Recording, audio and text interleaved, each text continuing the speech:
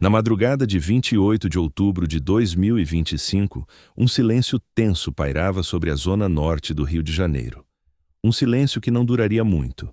Às 6 horas da manhã, com o sol mal despontando sobre o complexo do Alemão e da Penha, o céu foi rasgado pelo som de hélices. Uma força de 2.500 agentes, entre policiais civis e militares, começou a avançar pelas vielas, apoiada por 32 veículos blindados e 2 aeronaves de suporte aéreo. O objetivo declarado era direto: cumprir 69 mandados de prisão contra membros do Comando Vermelho, a mais antiga facção criminosa do Rio. Mas o que se desenrolou nas horas seguintes não foi uma simples operação policial. Aquela ação se tornaria uma das mais letais já registradas na história do país, um marco de violência cujas consequências ecoariam por muito tempo.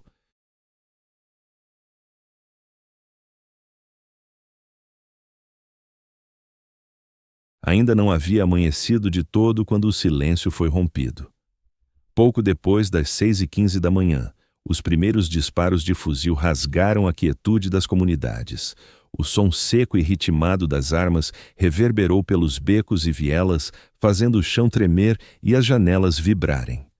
Em segundos, a rotina diária foi engolida pelo pânico.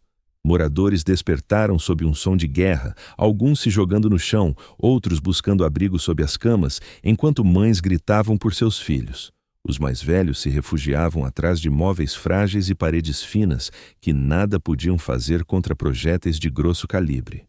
Nos céus, helicópteros voavam baixo, projetando sombras rápidas sobre as casas de laje. O ruído das hélices se misturava ao estampido das armas automáticas, compondo uma sinfonia de medo. Lá embaixo, veículos blindados avançavam lentamente, esmagando barricadas improvisadas e desviando de fios elétricos pendurados. Soldados e policiais corriam por becos estreitos com fuzis em punho e o olhar cerrado, enquanto sirenes ecoavam ao longe. O ar se encheu de poeira, pólvora e gritos, um retrato brutal de uma cidade que amanhecia em estado de sítio. Em questão de horas, a Operação Tensão, apresentada oficialmente como uma ação estratégica para retomar territórios, transformou-se num campo de batalha. Explosões e tiros contínuos soavam sem pausa, e as mensagens em grupos de moradores relatavam cenas de desespero. Corpos caídos nas calçadas, casas invadidas, crianças presas em escolas. Tornou-se impossível saber onde terminava a tal operação e onde começava o caos.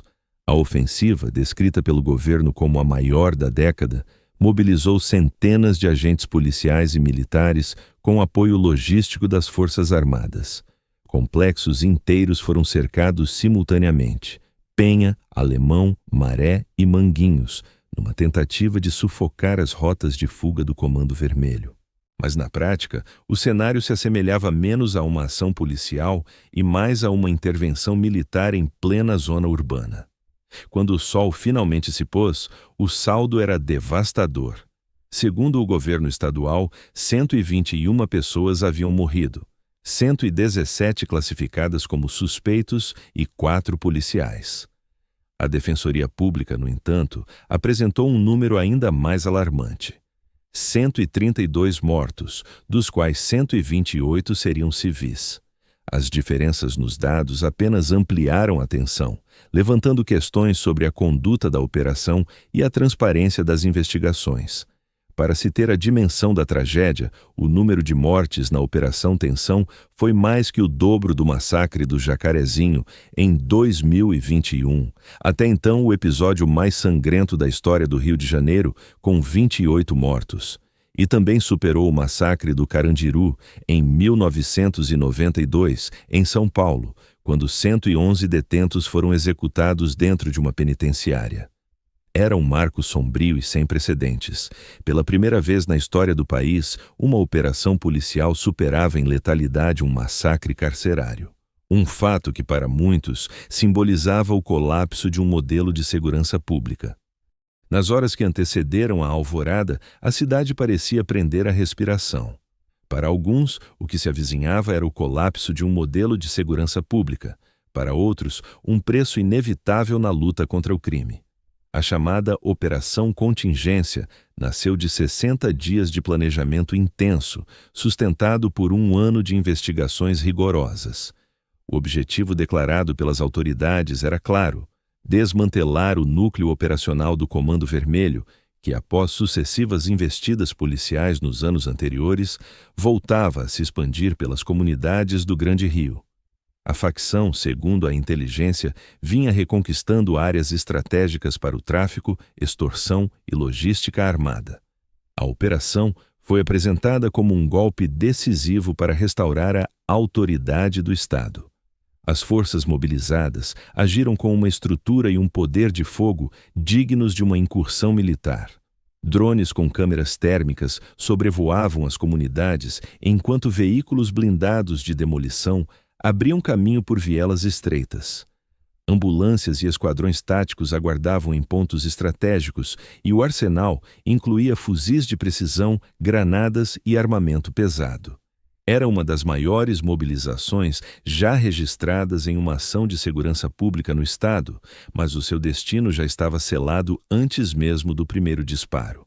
Pois, nas horas seguintes, uma revelação abalaria o discurso oficial e colocaria toda a operação em xeque. Ela havia vazado. Por volta de 1 da manhã, interceptações obtidas pela própria inteligência da polícia indicavam que lideranças do Comando Vermelho já sabiam da ofensiva.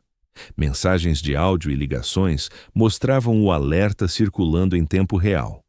De dentro do Espírito Santo, 2 chefes da facção foram flagrados avisando seus aliados no Rio. "Tá vindo pesado? O geral já sabe, reforça os pontos."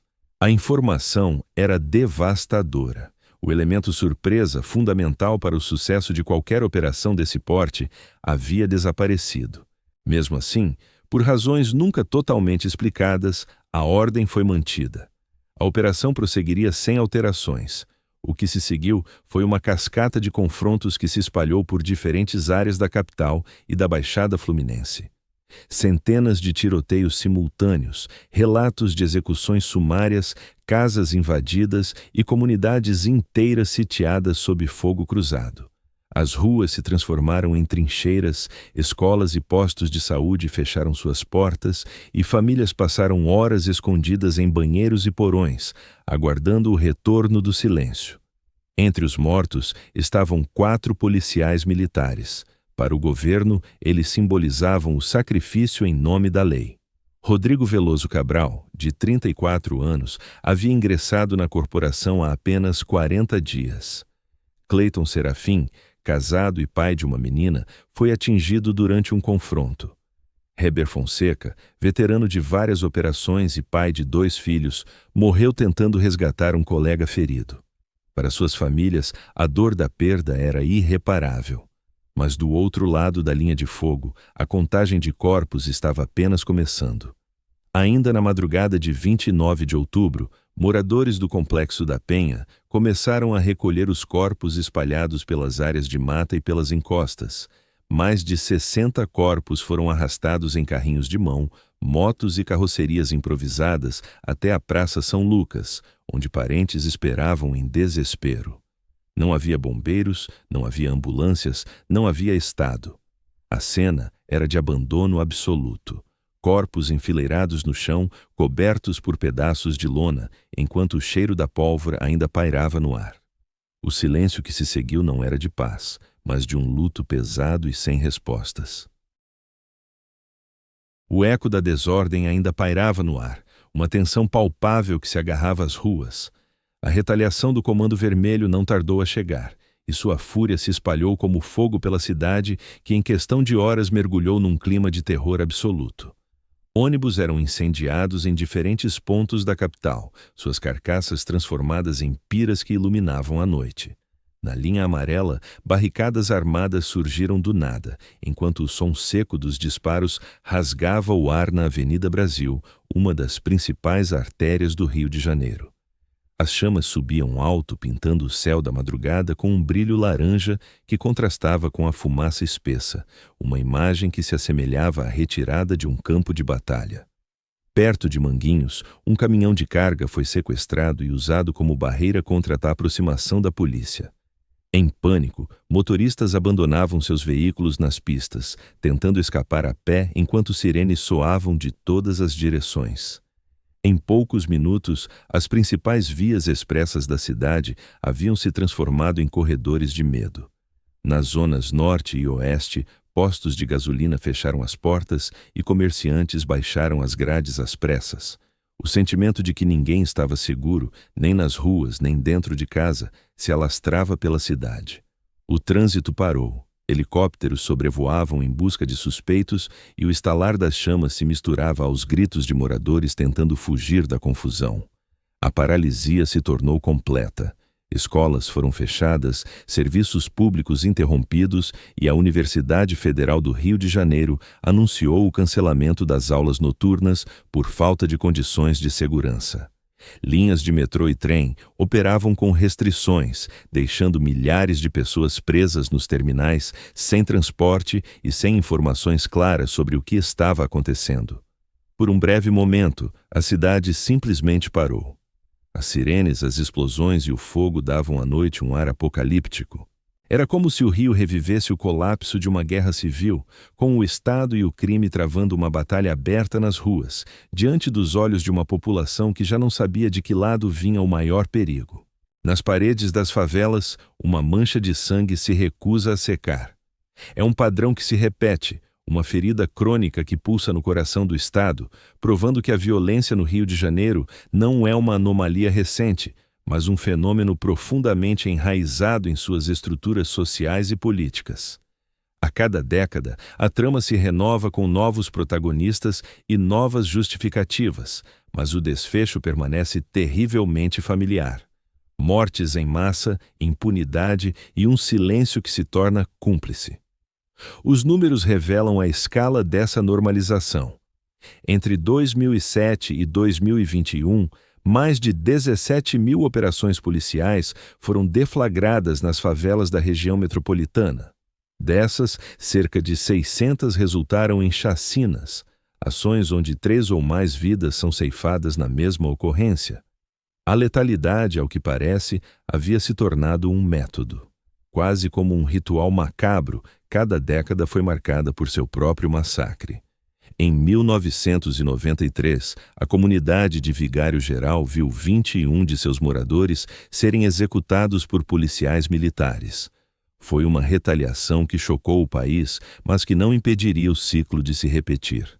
Anos mais tarde, em 2005, a Baixada Fluminense se tornaria o palco de uma sequência de execuções indiscriminadas, deixando 29 mortos. A autoria, policiais fora de serviço. Pouco depois, em 2007, às vésperas dos Jogos Pan-Americanos, o Complexo do Alemão foi alvo de uma das maiores operações da história até então. O saldo, 19 mortos. A escalada continuou. A operação no Jacarezinho, em 2021, resultou em 29 mortes e gerou uma onda de críticas internacionais sobre o uso excessivo da força. No ano seguinte, em 2022, uma ação conjunta na Vila Cruzeiro deixou um rastro de 25 corpos. E então, o que antes parecia impensável se materializou. Nos complexos do Alemão e da Penha, o número de mortos chegou a 120, um massacre que redefiniu os próprios limites do horror. Assim, o Rio de Janeiro revive a própria história como se cada tragédia fosse apenas um novo capítulo de um livro que nunca termina. É o padrão de sangue gravado nos muros, nas estatísticas oficiais e principalmente na memória daqueles que sobrevivem para contar a próxima história. Nas sombras do rio, um poder antigo se recusava a morrer. Sua gênese remonta ao final dos anos 70, forjada no calor dos presídios cariocas, onde uma perigosa alquimia entre presos políticos e criminosos comuns deu origem à facção mais duradoura e influente do país. O Comando Vermelho nascia não como um simples bando, mas como uma irmandade com hierarquia, códigos de conduta e ambições que logo extrapolaria os muros da prisão. Décadas depois, essa irmandade se transformou em um império de alcance nacional. Análises recentes realizadas entre 2022 e 2023 revelam uma expansão territorial de 8,4%, revertendo perdas sofridas em anos anteriores. Hoje, sua influência se estende por mais da metade das áreas sob o poder de grupos armados na região metropolitana, um domínio que corresponde a 51,9% do mapa criminal do Estado e que atesta sua impressionante capacidade de reorganização.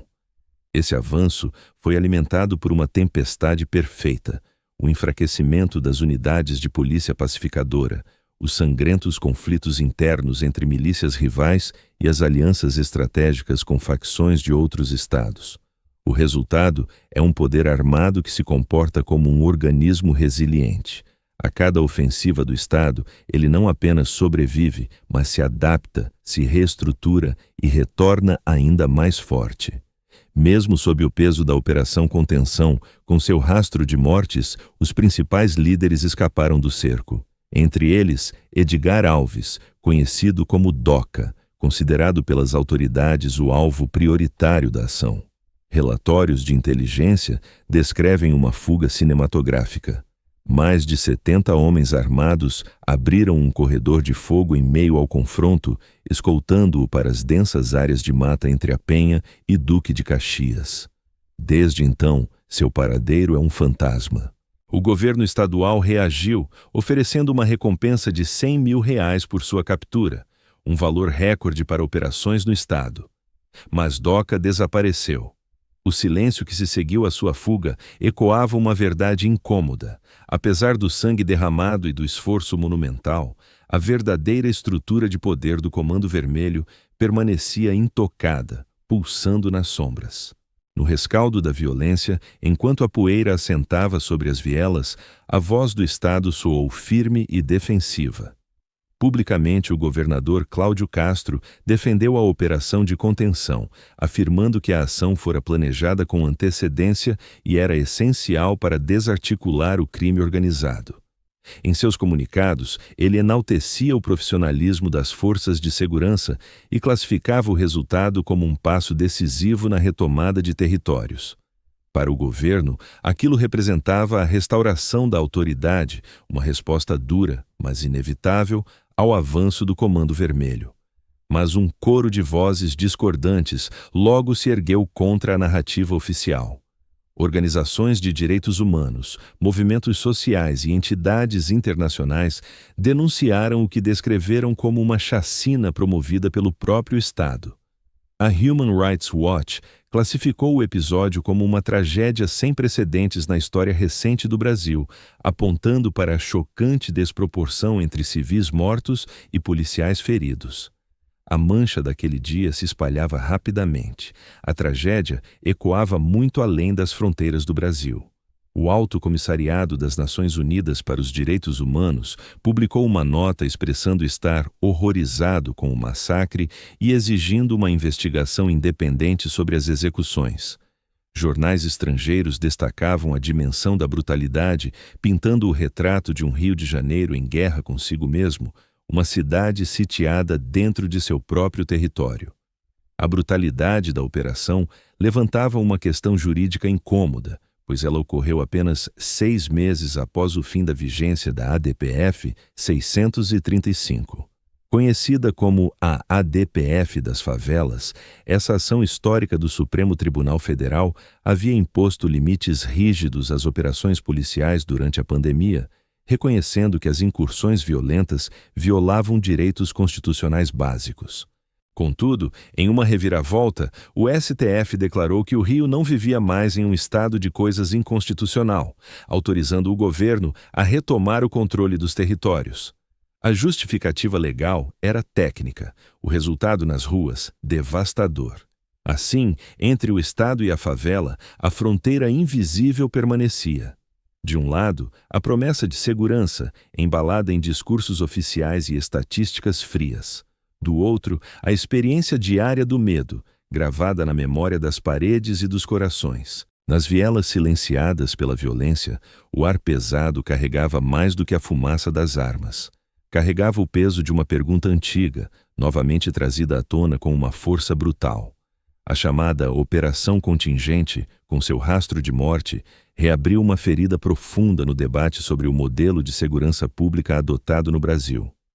Vozes da criminologia, da sociologia e dos direitos humanos apontam para a mesma conclusão dolorosa. A estratégia de incursões armadas e confronto direto produz resultados questionáveis, tanto em sua eficácia quanto em sua legitimidade. Para o sociólogo Luiz Flávio Saporri, os números são de uma guerra. E guerras, ele adverte, não se vencem com chacinas, mas com inteligência. Essa lógica bélica, quando aplicada aos labirintos densamente povoados das cidades, mostra-se desastrosa. O Estado, na tentativa de enfraquecer as facções, acaba por destruir os laços sociais e aprofundar o sentimento de abandono que já assombra as comunidades. O pesquisador Daniel Hirata descreve a dimensão da tragédia como algo sem precedentes, a mais letal na história do Rio de Janeiro. Não há contenção, há colapso. Hirata ressalta que as mega-operações, com seu estrondo e aparato, geralmente desorganizam o crime apenas de forma temporária. Passado o choque inicial, as facções tendem a se reestruturar, muitas vezes expandindo seu poder para territórios que ficaram ainda menos vigiados. O professor Cláudio Edward sintetiza o impasse que paralisa essa nação. De um lado, o argumento pela necessidade de ações firmes ressoa com parte da sociedade sedenta por ordem. Do outro, o alerta sobre o custo humano e social dessas mesmas ações se torna cada vez mais alto. No centro de tudo, permanece a questão que ninguém parece capaz de responder. Qual é o verdadeiro objetivo dessa política de segurança? Eliminar inimigos ou reconstruir territórios? O Brasil vive há décadas uma ferida que não cicatriza, um dilema profundo e doloroso que parece não encontrar fim. De um lado, pulsa o anseio legítimo por segurança, por ruas tranquilas e por um Estado que garanta a ordem. Do outro, persiste a brutalidade de métodos que, em vez de proteger, multiplicam o medo e ceifam vidas inocentes. A Operação Contenção de 2025 não foi um caso isolado. Foi apenas mais um capítulo numa crônica que se repete com novos nomes e as mesmas justificativas para velhas tragédias. Cada incursão policial é apresentada como um passo decisivo, um ato de coragem contra o crime. Fala-se em recuperar territórios, em devolver a paz às comunidades, mas o saldo, ao final, é invariavelmente o mesmo. Dezenas de mortos, famílias destruídas e uma paz que nunca chega. As vítimas quase sempre são os civis apanhados entre dois fogos. São aqueles que trabalham, estudam e sonham em territórios onde o poder público só se manifesta pelo cano de uma arma. Essa população, já castigada pela ausência do Estado em áreas essenciais, aprendeu a conviver com o medo e a desconfiança. O ruído dos helicópteros e o eco dos disparos substituem o silêncio que deveria embalar uma noite comum. Para os críticos da política de segurança vigente, a chamada guerra às drogas se transformou, ao longo das décadas, em uma política de extermínio não declarada. Um massacre silencioso direcionado às periferias urbanas e à população negra. Segundo eles, é um modelo que não busca solucionar o problema, mas apenas confiná-lo dentro de fronteiras geográficas e sociais bem definidas. Os defensores dessas ações, por sua vez, argumentam que o Estado não pode recuar diante da escalada de poder das facções criminosas. Uma ausência de resposta, afirmam, seria interpretada como fraqueza, abrindo espaço para o domínio absoluto do crime organizado. Contudo, em um ponto essencial, vozes opostas se encontram. A situação atual é insustentável. O confronto permanente revela um esgotamento que vai além das estatísticas. Enquanto isso, o ciclo de violência segue seu curso implacável. As forças de segurança avançam com blindados e helicópteros. Os traficantes recuam, se reorganizam e retornam para ocupar o vácuo deixado. As balas perdidas se alojam nas vielas e o medo, mais uma vez, se instala como um morador permanente. Pouco se fala sobre prevenção, sobre inteligência policial, educação de base ou geração de empregos. Elementos que poderiam, com o tempo, reduzir a dependência da resposta armada. Essas soluções, no entanto, tendem a permanecer no campo das ideias, presas em discursos políticos e promessas que raramente se materializam. A Operação Contenção de 2025 é, portanto, mais do que uma tragédia passageira. É um espelho que reflete o modelo de segurança que o país insiste em manter e o modo como o crime se fortaleceu nessas brechas. É também um retrato da sociedade brasileira dividida entre o clamor por justiça e o medo de que a própria busca por segurança se transforme em uma ferramenta de destruição. E diante desse espelho, a pergunta final ecoa entre o concreto e o silêncio das vielas. Quem, afinal, está sendo contido? O crime ou a população que o Estado prometeu proteger?